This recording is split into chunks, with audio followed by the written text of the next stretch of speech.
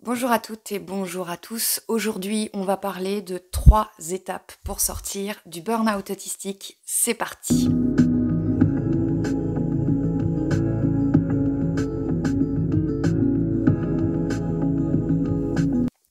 Alors, je vais vous parler de ces 3 étapes, mais sachez que ça n'est pas magique. C'est-à-dire, je ne suis pas là pour vous vendre du rêve, pour faire du pseudo-développement personnel autistique, en vous disant que ces 3 étapes sont très faciles et qu'à la fin de la vidéo, vous allez déjà vous sentir mieux.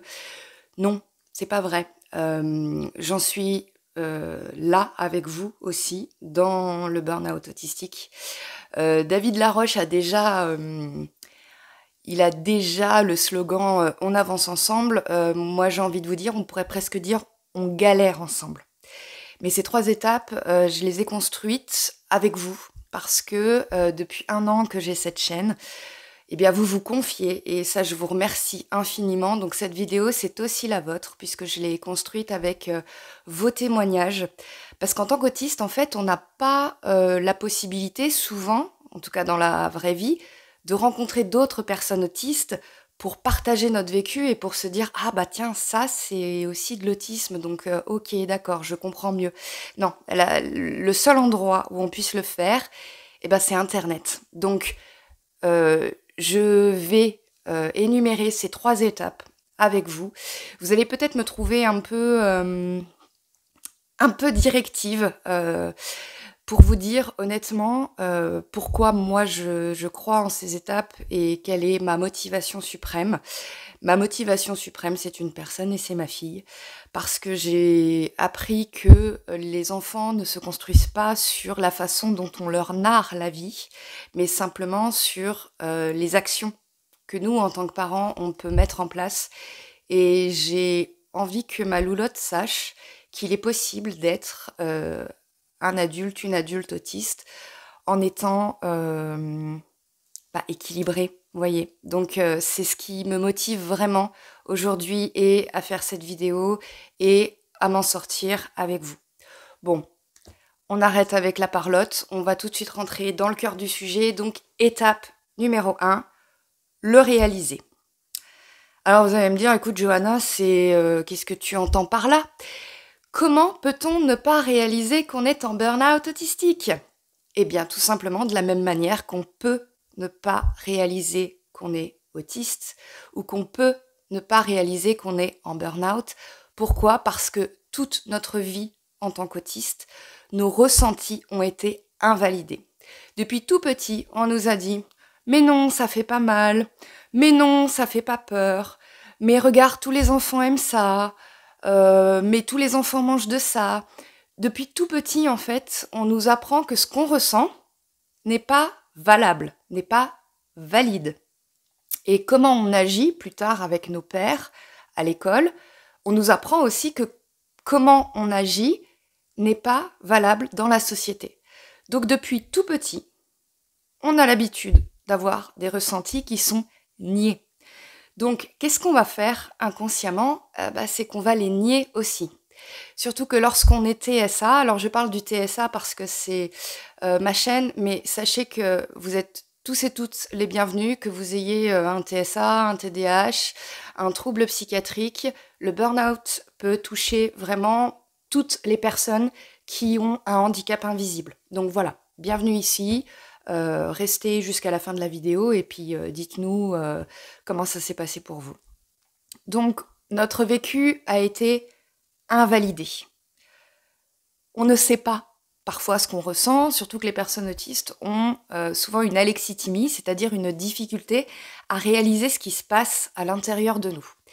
Et vous ajoutez à ça que 99,9% des médecins traitants en France ne savent pas ce qu'est vraiment l'autisme. Ma médecin, quand ma fille a été diagnostiquée, est tombée des nues. Elle n'aurait jamais dit que ma fille était autiste parce qu'elle parlait, elle s'exprimait bien. Elle m'a même parlé d'autisme léger. Chose que j'adore, hein. Un jour, je ferai une vidéo pour débunker l'autisme dit léger, parce que je ne vois pas ce qu'il y a de léger dans ce que nous vivons. Mais bref, les médecins ne connaissent pas ça. Les psychiatres spécialisés en TSA, il y en a très peu. Donc, quand on ne va pas bien, personne dans notre entourage ne va nous dire « Écoute, je crois que tu fais un burn-out autistique ». Ce serait pourtant génial, hein, parce que nous, depuis la plus tendre enfance, ce qu'on attend parfois pour prendre soin de nous, c'est un retour de l'extérieur. Parce qu'on a l'habitude d'être toujours en train de regarder à droite, à gauche. Est-ce que je fais bien? Est-ce que je réponds bien? Est-ce que je suis dans les clous? Et du coup, quand personne ne nous dit non, mais là c'est bon, tu peux te reposer, on a tendance à tirer sur la corde. Moi, j'ai eu de la chance parce que suite à ma décompensation de janvier, j'ai vu la psychologue de ma fille qui connaît les TSA. Alors, elle n'est pas spécialisée à proprement parler, mais elle a dans son entourage très proche une personne TSA. Et du coup, elle connaît très bien les choses. Et c'est elle, en fait, qui m'a dit « Mais madame, vous êtes en burn-out autistique ». C'est elle qui m'a pris rendez-vous avec le CMP. Parce que sinon, je sais pas où je serais, mais je serais pas en train de faire cette vidéo. Parce que ça avait été très loin. En fait, quand on est en burn-out autistique, on sent qu'il y a quelque chose qui va pas bien. Hein, si vous vous posez la question, est-ce que vous allez bien? Vous allez sentir au fond de vous que non. Il y a un truc qui fait que non, ça va pas, mais tout le monde vous dit, mais moi aussi je suis fatiguée, mais moi aussi c'est dur au boulot, mais moi aussi je galère. Et puis peut-être que dans votre entourage, vous êtes aussi entouré de personnes qui ne comprennent pas. Donc forcément, quand l'injonction sociétale et l'injonction de vos proches, c'est de continuer à être normal, bah vous continuez à être normal. Et le problème, c'est que très souvent, au bout d'un moment, on explose. Vous avez été nombreux et nombreuses à m'écrire. Sachez qu'il y a beaucoup de personnes autistes qui entament des démarches après un passage aux urgences. Alors moi, les démarches, je les ai entamées depuis maintenant presque 2 ans, mais c'est un passage aux urgences qui m'a permis de réaliser que j'étais en burn-out autistique depuis un petit moment déjà, et sinon je n'aurais jamais réalisé. Et la réalisation, elle est fondamentale parce que sans réalisation de son burn-out autistique, on ne peut pas mettre en place l'étape 2 et 3 dont je vous parlerai après. Et c'est fondamental de le savoir parce que tant qu'on ignore qu'on est en burn-out autistique, on va continuer et j'ai envie de vous dire, on va creuser sa propre tombe. Alors je suis désolée, je vais peut-être employer dans cette vidéo des mots un peu forts, mais c'est parce que ce que j'ai vécu l'était et en tant que maman, j'ai pas envie que de jeunes personnes vivent ce que j'ai vécu. En tant qu'être humain, j'ai pas envie que d'autres personnes aillent aussi loin que je ne suis allée. En tout cas, sachez que si vous êtes en burn-out, que vous vous posez la question de l'autisme, entamez des démarches diagnostiques. Et si vous n'avez pas encore de suivi, tapez à toutes les portes. Médecin traitant, psychiatre, enfin, il faut que vous trouviez des personnes extérieures qui puisse être un point d'appui pour vous. Parce qu'il est fondamental de réaliser l'état dans lequel vous êtes, sinon vous ne pourrez pas avancer après. Et réaliser l'état dans lequel on est, c'est aussi quelque part accepter son autisme. Et ça, je sais que ça peut prendre plus ou moins de temps et qu'on peut aussi se mentir dans cette étape-là. Moi, je vous avoue, alors je vous parle de moi parce que je sais qu'on a besoin d'écouter des témoignages et je vous invite du coup dans les commentaires à noter votre propre témoignage parce qu'à chaque fois qu'une personne autiste prend la parole, peut-être qu'une autre se reconnaîtra dans les spécificités du témoignage et du coup ça pourra faire écho. C'est comme ça en fait qu'on avance. Donc moi, pendant longtemps, je me suis dit ça y est, j'ai l'hypothèse de l'autisme, j'ai réalisé, c'est formidable, c'est la réponse à toutes mes questions, donc c'est génial, je vais avancer avec ça, et voilà. Et quand j'ai commencé, donc moi, avant d'avoir craqué, j'avais 2 travails, mais qui étaient l'équivalent d'un 56%. Donc 56%, c'est pas un temps plein. Donc je me disais, écoute Johanna, il n'y a aucune raison que tu craques avec un 56%. Ok, t'es peut-être autiste, mais voilà, maintenant, faut bien que tu gagnes de l'argent, faut bien que tu fasses vivre ta fille, faut bien que tu contribues au ménage, enfin, voilà. Si on m'avait dit à Noël, donc là on est au mois de mars, donc si on m'avait dit il y a quelques mois comment allait se terminer mon 2e travail, je ne l'aurais pas cru. Vraiment, j'aurais dit non, mais moi c'est pas possible. Il y a peut-être un peu d'ego aussi derrière, vous voyez, paradoxalement, parce que J'avais l'impression que je n'avais pas le choix. Et je pense que quelque part, on est nombreux. On est nombreux à vivre ça. Parce que quand la société nous dit d'aller travailler, quand on voit des professionnels qui ne nous comprennent pas, quand on a un entourage qui ne comprend pas, eh ben, qu'est-ce qu'on fait? On continue. On continue jusqu'à l'accident. Je dis accident entre guillemets parce que ça peut être un énorme meltdown au travail, ça peut être un accident de voiture, ça peut être des troubles alimentaires, ça peut être votre addiction qui d'un seul coup prend le dessus. Moi, ça a été mon cas. Juste avant de craquer, moi, mon addiction, je n'arrivais plus du tout à la contrôler. Ça peut être, malheureusement, l'étape la plus grande, ça peut être la tentative de suicide, mais en tout cas, au bout d'un moment, le corps craque et il dit stop. Et c'est là qu'il faut réaliser que si votre corps vous dit stop, c'est parce que vous êtes allé trop loin dans le masking. Le burn-out professionnel, c'est parce qu'on est allé trop loin dans sa sphère professionnelle. Le burn-out parental, c'est parce qu'on s'est surinvesti dans sa parentalité, qui pouvait poser des difficultés pour différentes raisons, et qu'il faut qu'on se repose.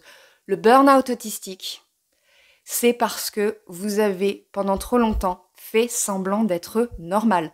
C'est comme si vous chaussiez du 40 et qu'on vous avait demandé toute votre vie de marcher dans du 35. Donc quand vous réalisez ça, et que vous réalisez l'état de vos pieds, eh ben, il faut vous dire, je ne pourrai plus rentrer dans les chaussures 35. Et c'est en ça aussi où cette étape de réalisation, c'est pas une étape simple, parce qu'il faut réaliser. Et tout à l'heure, je vous disais que l'hypothèse de l'autisme, elle me mettait plein d'enthousiasme, et je ne comprenais pas pourquoi certains disaient oui, il faut l'encaisser, mais c'est qu'en fait, je me mentais, parce que je me disais que j'allais être diagnostiquée et puis continuer ma vie. Alors que non, il faut réaliser qu'il y a des choses qu'on ne pourra plus faire. Ou alors les faire, mais de temps en temps et avec de l'aménagement. Moi, comme je vous ai dit dans une autre vidéo, même si j'aime mon travail, je ne serai jamais chef de service. Parce que travailler à temps plein, c'est pas possible pour ma santé. Je ne pense pas non plus que je pourrais avoir à nouveau une vie sociale comme je l'ai eue quand j'avais 26-27 ans. C'est plus possible non plus. Aujourd'hui, pour ne pas qu'il m'arrive à nouveau ce qui m'est arrivé en janvier, il faut que je change les choses. Mais pour ça, il faut que je fasse le deuil, en fait, de cette vie qu'on nous faisait croire qu'on pouvait avoir. Comme depuis l'enfance, on n'a pas été diagnostiqué, personne ne nous a jamais dit, tu sais, en vieillissant, il va falloir que tu adaptes ta vie à ta santé. Non, personne ne nous a dit ça. Tout le monde nous a dit, tu vas avoir un travail, tu vas sans doute te marier, avoir des enfants, bien sûr un travail à temps plein, pour faire marcher l'économie, le ménage et tout ça. Et donc jamais on s'est dit, bah oui, je vois pas pourquoi j'y arriverai pas. Et quand on a commencé à voir qu'on n'y arrivait pas, et ben au lieu de se dire, il y a peut-être un problème, on se disait, c'est moi le problème. Vous voyez ? Et c'est ça aujourd'hui qu'il faut inverser. Ça, c'est la bonne nouvelle. La bonne nouvelle, c'est que c'est pas vous, en tant que personne, qui êtes le problème. C'est même pas, j'ai envie de vous dire, l'autisme qui est le problème. Parce que comme le dit très bien Julie Daché, l'autisme en soi, cette différence neurologique qu'on a, n'est pas un problème. Le problème, c'est que la société n'est absolument pas adaptée à notre façon de fonctionner. Donc le burn-out autistique, c'est un burn-out qui vient parce que on a fait semblant d'être ce qu'on n'est pas. Parce que on s'est infligé un rythme qui ne nous correspondait pas. Parce qu'on s'est infligé des conditions de travail qui ne nous correspondaient pas. Vous voyez, c'est comme une personne, je sais pas moi, qui aurait des problèmes articulaires et dont le travail serait de marcher toute la journée. On lui dirait, bah oui, effectivement, t'as mal aux jambes, mais peut-être que toi, il te faudrait un poste où tu ne marches pas tant. Sauf que nous, ça se voit pas, donc personne ne nous l'a jamais dit. Et pour la première fois de ma vie, je crois que je suis rentrée dans ce deuil, en fait, de cette vie qui finalement est différente de ce que je m'étais imaginé. Et c'est pour ça que la période où j'écrivais et où je voulais être écrivain, Je me rends compte aujourd'hui que cette pression que ça me mettait et cette dépression que ça a généré quand je me suis rendu compte que les ventes de mes livres étaient anecdotiques, c'est parce que pour moi, être écrivain, ça redonnait un peu de normalité entre guillemets, c'est-à-dire l'espoir de pouvoir écrire de chez moi et d'avoir un salaire convenable, correct, décent. Je me disais, bah, je serais normale, je serais une écrivaine, mais tout comme certains sont plombiers ou boulangers ou ingénieurs, voilà. Et du coup, ça mettait un peu de normalité dans ma vie. Et c'est pour ça que j'ai beaucoup, beaucoup couru après ce rêve. Et aujourd'hui, je m'en rends compte. Bah non, il faut que je réalise. Ma vie n'est pas dans la normalité des autres. Une fois qu'on a réalisé ça, et c'est pour ça que je dis entourez-vous de professionnels, trouvez des personnes qui peuvent faire écho à ça. Une fois qu'on a réalisé ça, on arrive à l'étape 2 qui est mettre en place des changements. Mettre en place des changements, vous ne pouvez pas y couper. C'est une obligation. C'est exactement comme si vous étiez diagnostiqué diabétique et que vous vous disiez bah, je vais rien changer à mon alimentation, hein. Ça va rien changer à ma vie. Et bien là, si vous réalisez que vous faites un burn-out autistique, que vous êtes autiste et que votre corps en a trop fait, il faut changer des choses. Et surtout, ne pas se sentir coupable. Alors je sais, c'est super dur. Je sais. On se sent coupable parce que forcément, personne ne nous valide, que ce soit la société, notre entourage. Voilà, la validation, elle est entre nous, sur Internet, de manière confidentielle. Donc c'est très très difficile de ne pas se culpabiliser. Mais c'est aussi une étape. Dites-vous que ce n'est pas votre faute, ce qui vous arrive.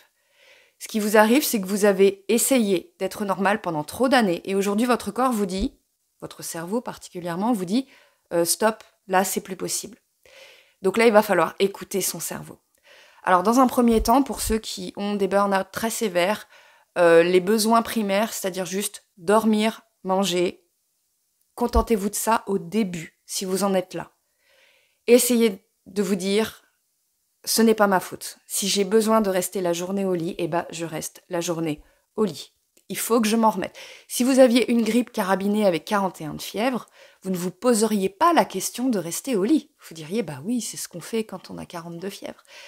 Et bien là, c'est la même chose. Dites-vous que votre corps, il a tellement ramassé que si vous ressentez ce besoin, eh ben, allez-y au début. Et je sais que ça peut être dur aussi de se nourrir dans ces moments-là.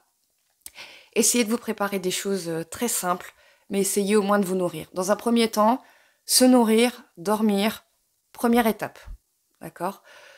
Quand vous arrivez ensuite à faire plus ou moins des choses, là, demandez-vous qu'est-ce qu'il faut que je change dans ma vie. Alors, en fonction de là où vous en êtes, peut-être que vous travaillez à temps plein et que là, il va falloir faire des changements. Alors, je sais que c'est très difficile et moi aussi, je me disais comme vous, je me disais mais c'est pas possible. Sachez qu'il y a toujours des solutions. Allez voir la médecine du travail. Allez voir votre médecin traitant.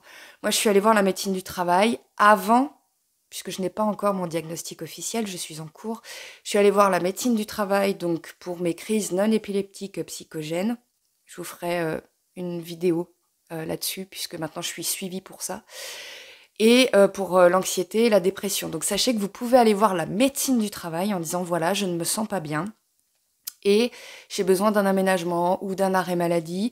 Et si vous vous sentez vraiment en difficulté pour exprimer ça, parce que ça peut être très très difficile d'exprimer qu'on ne va pas bien, surtout quand on a passé des années à parler à des professionnels de santé qui ne nous croyaient pas parce qu'il n'y avait rien d'organique.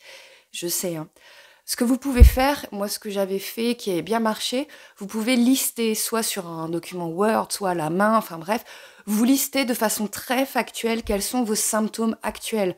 Tachycardie, nausée, anxiété, vomissement, mal de tête, vos addictions. N'hésitez pas à en parler. Je sais, ça fout la honte.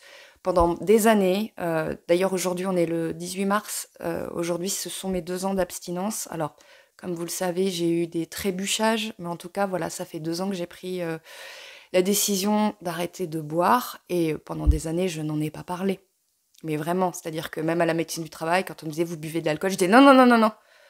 Alors que normalement, quand on n'a pas de problème avec l'alcool et qu'on vous pose la question, on dit bah oui de temps en temps. Et je me rappelle que le médecin n'avait pas essayé de creuser alors qu'il m'avait dit « Ah oui, jamais ». Il avait capté. Mais comme c'est tabou, ben on le dit pas. Donc maintenant, j'en parle, je le dis. Ça m'a pris du temps, mais maintenant, je le dis ou je l'écris. Et sachez que la plupart du temps, quand vous tombez sur un professionnel qui est professionnel, il n'y a pas de jugement. Voyez, l'addiction, c'est une maladie. Donc, si c'est votre cas, écrivez-le. Faites une liste comme ça très factuelle de tout ce que vous vivez et donnez-la à votre médecin. Parce que non, ce n'est pas normal de souffrir autant au quotidien.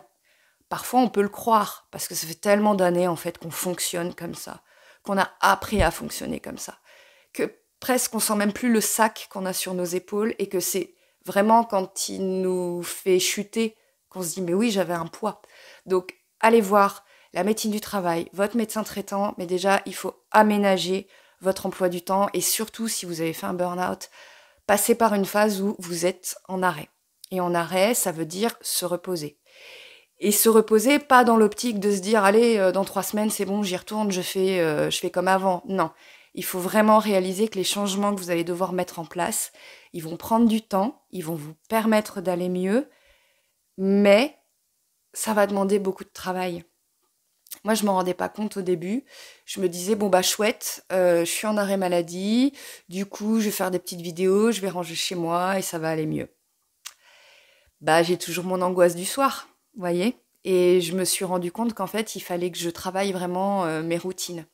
Je ferai une vidéo spéciale sur le sujet des routines, mais c'est quelque chose que je vous conseille de faire. Pendant ce temps où vous vous remettez de votre burn-out autistique, essayez d'avoir un cahier, ou si vous n'êtes pas très cahier, il doit y avoir des applications, bloc-notes, post-it, enfin.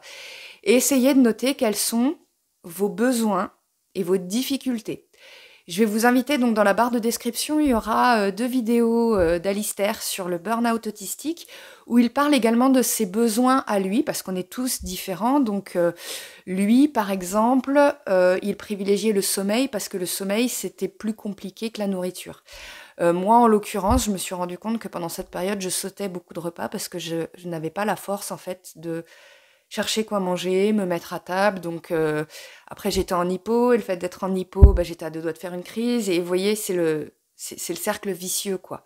Donc j'ai pris un carnet et tous les jours, j'ai noté ce qui me faisait du bien. Parce que j'en étais à un stade de ma vie où je savais même plus ce qui me faisait du bien. Et je me suis rendu compte, en fait, que par exemple, ranger et faire le ménage chez moi, pendant longtemps, je me suis un peu culpabilisée parce que dans notre société, on nous dit que voilà, en tant que femme, on doit travailler, élever les enfants.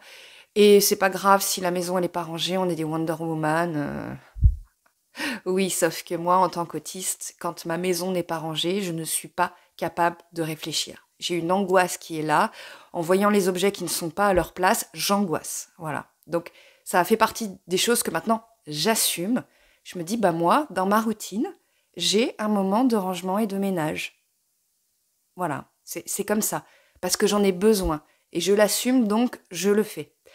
Ensuite, l'alimentation, je me dis, allez, je mange au moins quelque chose tous les midis. On m'a conseillé aussi de sortir. Alors, sortir après un burn-out, ça peut être compliqué.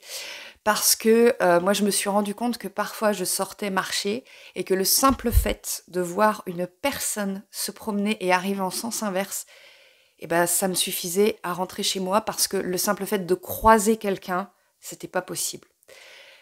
Là, mon conseil, ce serait y aller pas à pas. Pendant que vous changez les choses, si vous êtes manichéen ou manichéenne, c'est-à-dire que vous faites les choses en grand souvent, sans le vouloir, hein, moi je suis comme ça, hein, c'est pour ça que je vous le dis, ne vous dites pas du jour au lendemain, ça y est, je vais tout changer, et ça va se passer comme ça va être formidable. Bon, ça j'ai fait cette erreur 10 000 fois. Commencez petit à petit. Le livre de Fabien Olicard, Votre temps est infini, je vous en parlerai un jour. Hein. Le bouquin entier est un peu validiste, mais il y a une chose que j'ai retenue, c'est 1 vaut mieux que 0. Alors vous allez me dire, oui, il n'y a pas besoin d'être... même en étant dyscalculique, on comprend. Mais ce qu'il veut dire par là, c'est que au début, quand vous mettez une routine en place, il vaut mieux que vous fassiez 2 pompes plutôt que 0. Il vaut mieux que vous lisiez une page d'un livre plutôt que 0. Il vaut mieux aller se promener 6 minutes, juste faire le tour du quartier plutôt que 0 minutes. Il vaut mieux faire un exercice de respiration 2 minutes plutôt que 0 et commencer comme ça. C'est-à-dire au début, n'ayez pas de grandes attentes. Parmi tous les changements que vous allez mettre en place, dites-vous, je vais essayer de faire ça et puis tant pis si je le fais que quelques minutes.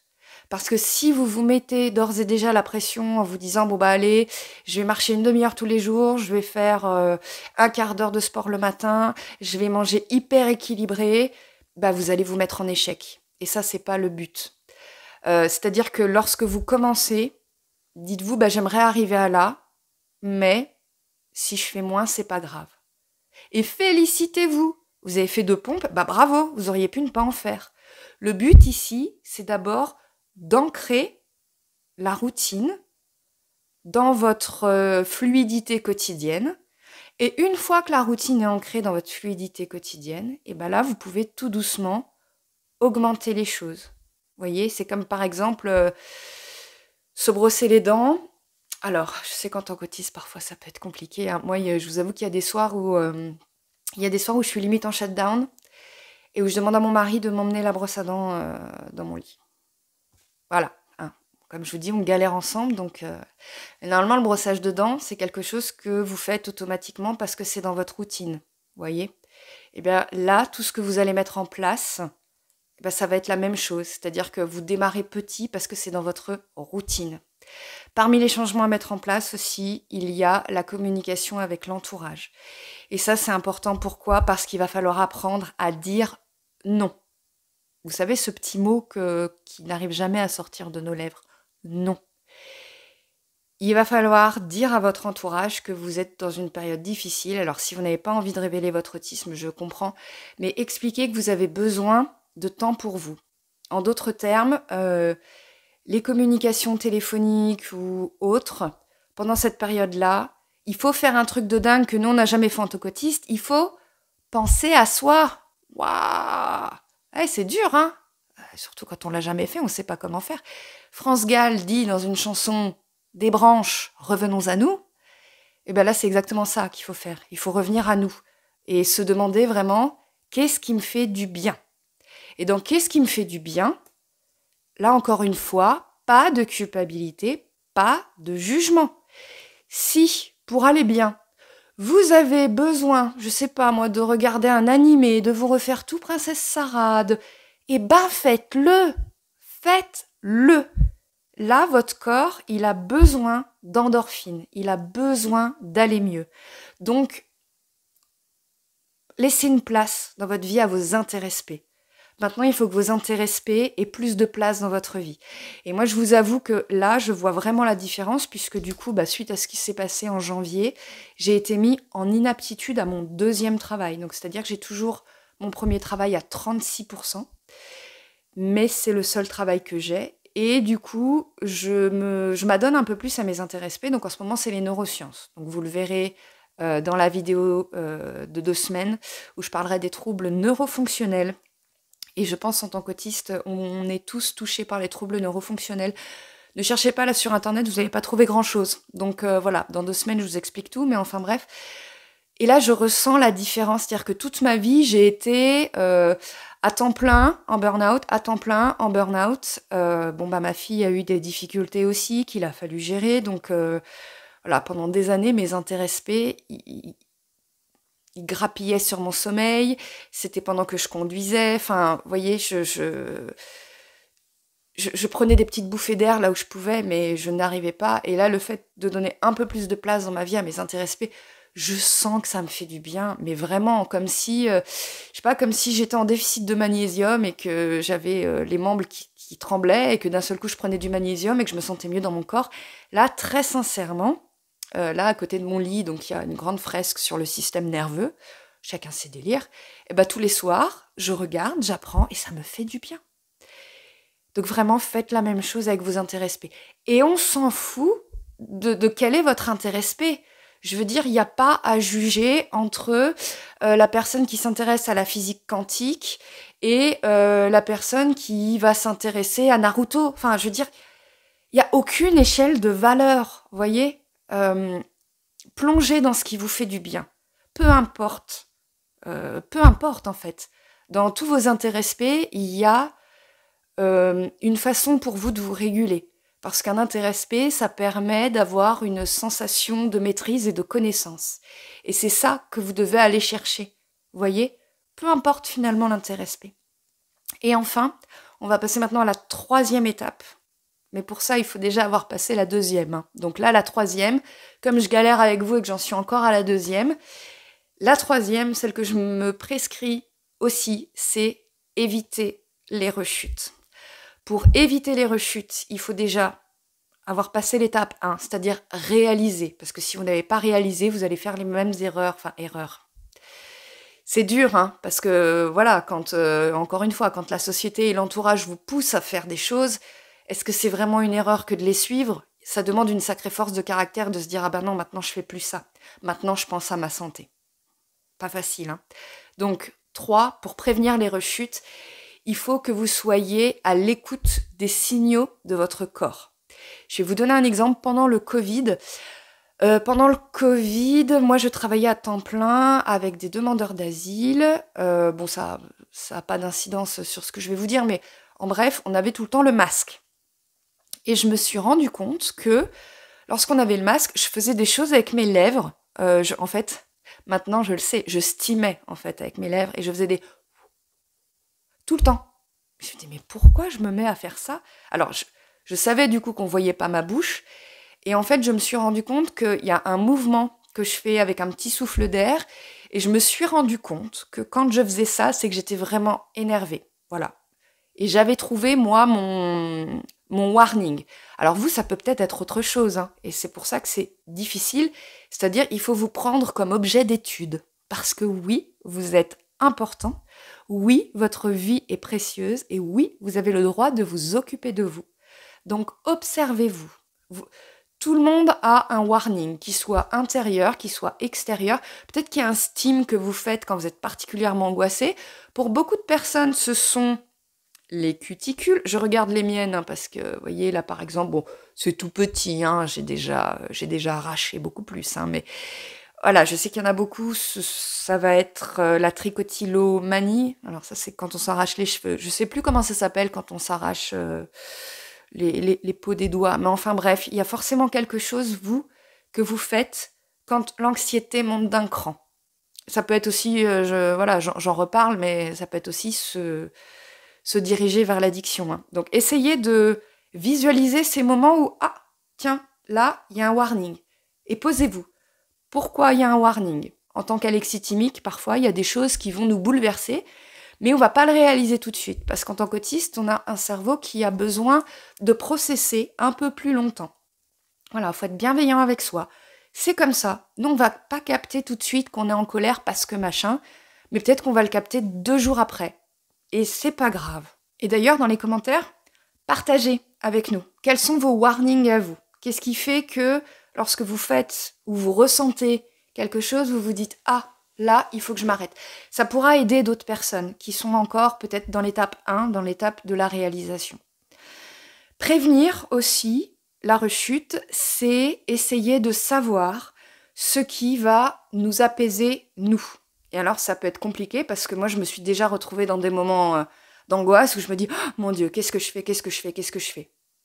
Et vraiment, hein, quand on est comme ça, c'est horrible. Hein.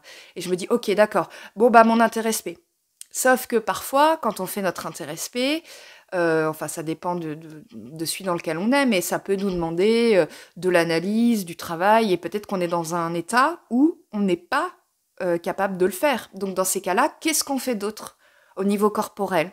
Donc moi, je me suis carrément fait une liste, mais une vraie liste, hein, sur un post-it qui est derrière moi, sur mon armoire, que je garde toujours en visuel, parce que quand je suis dans cet état de brume, de oh, qu'est-ce que je fais ? J'ai vraiment besoin d'être drivée.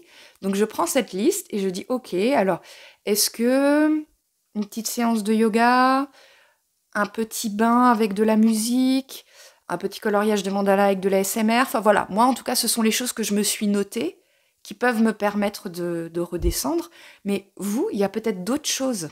Et encore une fois, on ne se juge pas. Si c'est un bain de pied, bah, c'est un bain de pied, voyez. Si c'est de vous mettre à steamer avec votre objet préféré, bah, c'est ça. Si c'est de regarder une connerie à la télé, bah, c'est ça, voyez. Pas de jugement. Et surtout, c'est ça qui va vous permettre de prévenir ensuite le burn-out autistique, c'est de vous connaître, de vous aimer, de vous respecter, pour ensuite pouvoir expliquer aux autres comment vous respecter. Parce que si vous ne vous respectez pas en premier, ça va être encore plus difficile pour les autres de le faire, vous voyez. Donc voilà, ces 3 étapes, moi j'y crois, je suis motivée, mais je suis comme vous, je suis en plein dedans. Effectivement, c'est très difficile, je ne vous dis pas le contraire. C'est d'autant plus difficile qu'on a passé des années à masquer. Moi, je pense que j'ai la chance d'avoir, entre guillemets, craqué relativement tôt, parce que vous êtes nombreux et nombreuses à m'écrire que vous avez 40, 50, 60, plus de 70 ans, et nombreux sont celles et ceux qui sont aujourd'hui en incapacité totale parce qu'ils ont trop masqué. Moi, voilà, je me dis, j'ai ce travail à 36%.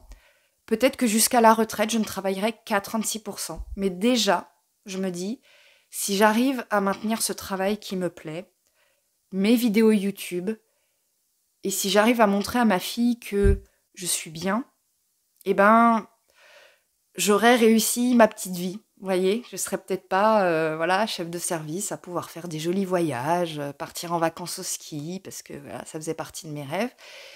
Mais au moins, je peux être qui je suis, m'éclater avec mes images de cerveau, mes vidéos, faire des choses avec ma fille, mon mari, et être vivante déjà, et en bonne santé mentale et physique. Et ça, c'est énorme.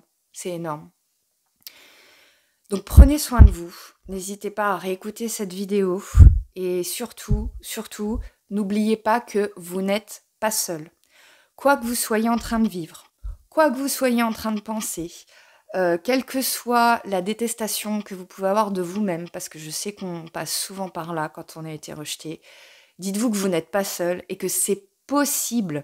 Là, j'ai un intérêt spé sur le cerveau, donc en ce moment, je suis sur les schémas neuronaux qu'on peut changer, parce que les pensées, ce sont aussi des schémas neuronaux.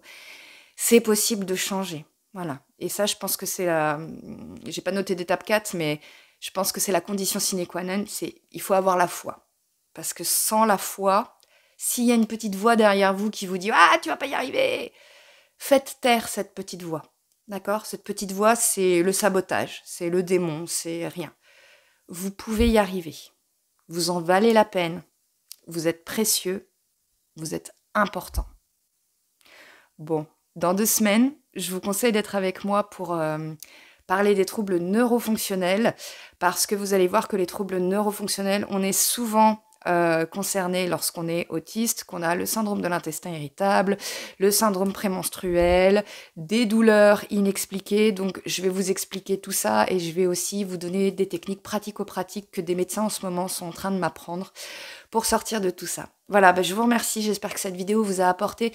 N'oubliez pas de vous abonner, c'est peut-être un détail pour vous, mais pour moi, ça veut dire beaucoup. N'oubliez pas de partager si des personnes peuvent être intéressées. Et si vous voulez soutenir ma chaîne et me rejoindre, c'est à 99 centimes par mois dans le bouton rejoindre pour des vidéos exclusives et des livres audio. Voilà, écoutez, je vous souhaite d'aller bien, de prendre soin de vous et je vous dis à bientôt pour une prochaine vidéo. Salut!